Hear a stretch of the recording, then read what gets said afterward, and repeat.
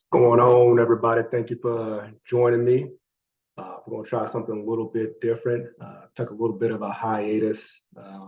Took a quick break to get some more equipment and try to do some different things with the podcast. And just want to kind of bring you guys a little bit more insight into what Veteran Spot 9 is doing. So, throughout the course of these episodes, I'll be trying to figure out the microphone and figure out the headset stuff and just kind of figure out what works best and, see how these videos record. But basically, welcome to our new show. It's going to be called Cutting the Red Tape. You guys already know that I talk a lot about cutting through red tape for veteran services and veteran resources because there is a lot of red tape out there. And one small piece here or there can really, jack somebody up. It can definitely mess somebody up. And we want to be able to, help that. Here at Veteran Spot, we want to make sure there's no gaps, nothing like that. So we want to be able to help that out.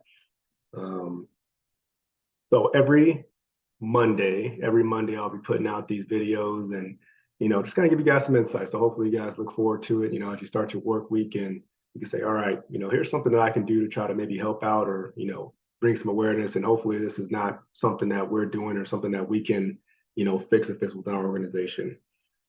So without further ado, we'll kind of go from there and, hey, let's just talk about homeless veterans, right?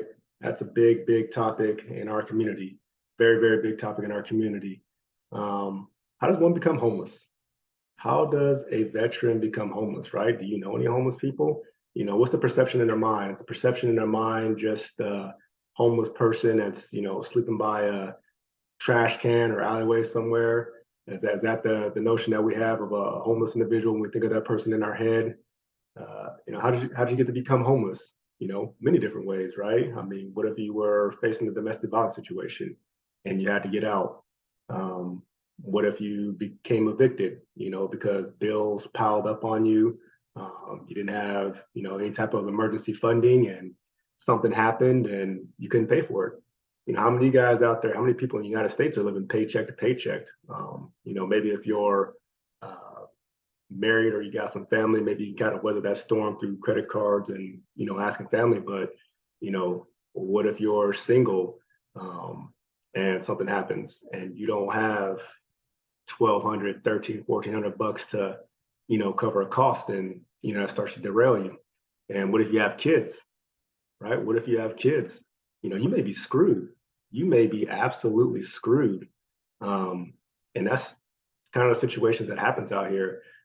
Some of these veterans find themselves in crazy situations and they need a little bit of help. They need a hand up. And sometimes things just happen to fall through the cracks.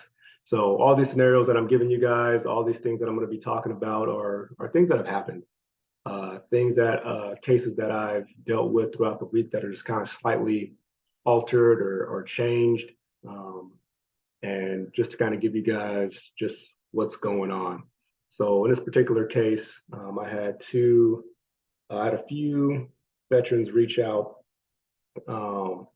and they were needing assistance. They were, on the verge of coming out of homelessness and they needed some assistance with that security deposit or first month's rent. And unfortunately, the people they were working with or kind of got silent on them. It was kind of one of those things where it was like, hey, yep, we can help, we can help you out. And all of a sudden, the phone lines dried up, right? Let's just say hypothetically, you homeless veteran, you're looking forward to not living in hotels anymore, and you got an apartment complex or someplace lined up, and that place is saying, yep, keys are yours. All you have to do is, provide a security deposit, first month's rent, whatever the case may be, and here you go, you can move in. And you say, great, people that you're working with are supposed to get everything squared away, but all of a sudden there's a mishap with the paperwork or there's something that's not quite adding up and, they can't quite get things ready. And all of a sudden people just, you're calling and nobody returns your calls. Nobody returned your calls. Nobody, helps you out, and you're calling them back and saying, "Hey, what's going on? What's going on?" And nobody tells you anything. It's crickets. And the meanwhile, while this landlord, the tenant may be calling you and saying, "Hey, I got 5 other people lined up. I've got 5 other people lined up. I'm gonna let this apartment go. Like, your emergency is not my emergency. Like, hey, I gotta fill these apartments, and if you can't, get it done, then see you later, right? Does that suck, right? Is that the organization's fault? Is that the person's fault? Like, whose fault is it? Whose fault is it? Um, it may not be anybody's fault. It may be just one of those things where, you know, paperwork is paperwork, and things happen, right? It just might be, an unfortunate set of circumstances, but it sucks, right? Because what if you're that person in that situation? What if you have a child or a kid and you're looking to get out of this, right? And this is your only hope. And next thing you know is no one's telling you anything, right? And now you just let this apartment slip through the cracks, right? What happens? So now do you go back into the system? Who else is there to help you, right? Who else there are you reaching out to? You've done all this to try to make it out of the situation, and just by sleight of chance, a mishap on paperwork or something happens and a check doesn't get cut, and now you're screwed. So now you got to go back into the system. Now you got to either decide, okay, how am I going to do this? Am I going to pay for another, hotel? Am I going to pay for food? Am I going to pay for, to $250 or $150 to fill out another application that I might get, denied on? What if you had an eviction on your record? This is all the things that happen. So fortunately in this situation, these situations that I dealt with this week, organization Veterans Fighting Now was able to step in. We stepped in, and I will tell you the amount of tears, thankfulness that came through these veterans' faces when we were able to come through and just say, "Hey, no, we got you. We got you. You're doing everything right. You're not somebody out here who's sucking up the resources, but you're somebody who's trying to do the correct thing. You're trying to do the correct thing, and there's a mishap that happened, right?"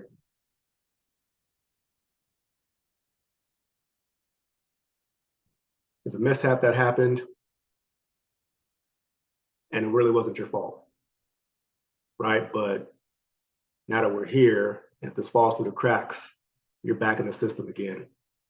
You're back to refilling out paperwork. You're back to filling out the whole process, and who knows how long you can continue to do that, right? So in this situation, we was able to step up.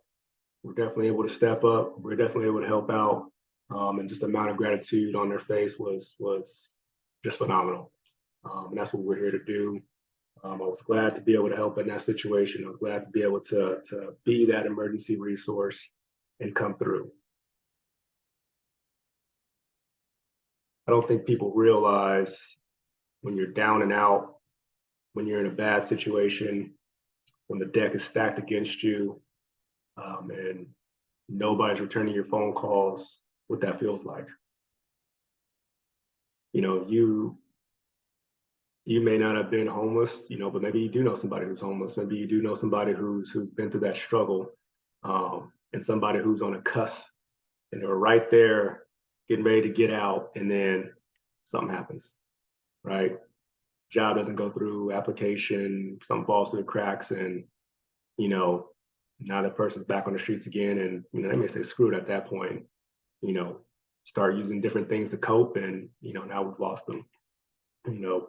But in this situation, I'm definitely glad for these individuals. We're definitely glad to help out. But that's kind of stuff that happens.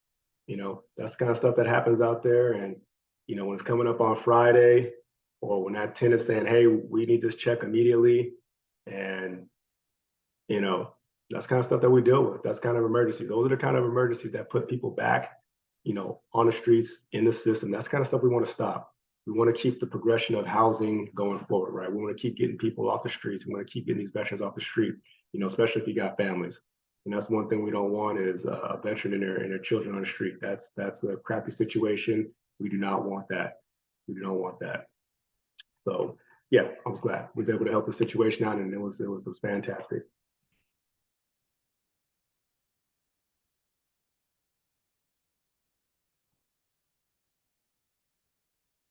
So yeah, just to close this up again, I want to bring you guys situations every week that I have to deal with every week um, that situations that I've had to face and things like that, and just cutting through red tape.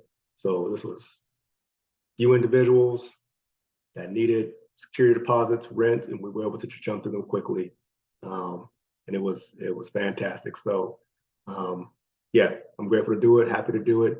You guys, please do me a favor. Again, cutting through red tape. That's what we're doing. Please like, share, and subscribe. God bless.